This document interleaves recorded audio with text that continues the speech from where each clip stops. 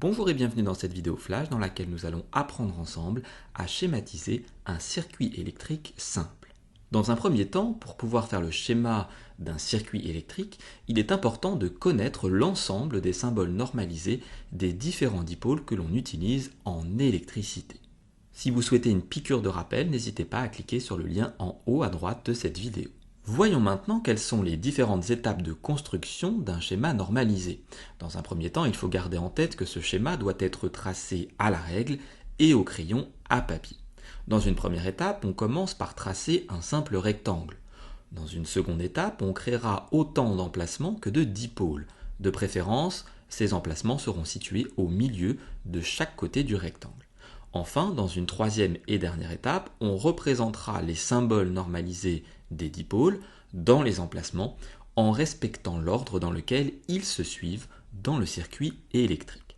Prenons un premier exemple avec ce circuit électrique composé d'une pile, d'une lampe, mais aussi d'un interrupteur qui est fermé puisque la lampe brille. Ce circuit électrique est donc composé de 3 dipôles, mais aussi de 3 fils de connexion. Construisons maintenant son schéma normalisé. On commence donc par l'étape 1 dans laquelle on trace un rectangle que voici. Dans l'étape 2, on va donc maintenant créer autant d'emplacements que de dipôles. Ici, il y a 3 dipôles présents dans notre circuit électrique. On laissera donc 3 emplacements sur notre rectangle en plaçant ces emplacements au milieu de chaque côté du rectangle de préférence. Dans une troisième et dernière étape, il faut maintenant représenter les symboles normalisés des dipôles dans les emplacements prévus à cet effet. On va donc commencer par la pile, dont voici le symbole normalisé. Attention à ne pas oublier la borne positive et la borne négative, c'est-à-dire le plus et le moins. Ensuite, passons à la lampe, dont voici le symbole normalisé.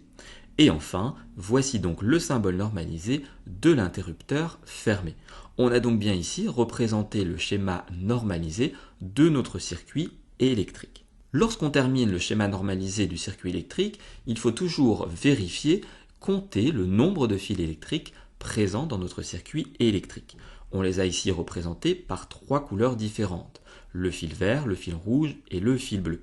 Sur notre circuit électrique, le fil vert correspond au fil qui relie la borne positive de la pile à la lampe. Le fil rouge correspond au fil qui relie la lampe à l'interrupteur fermé.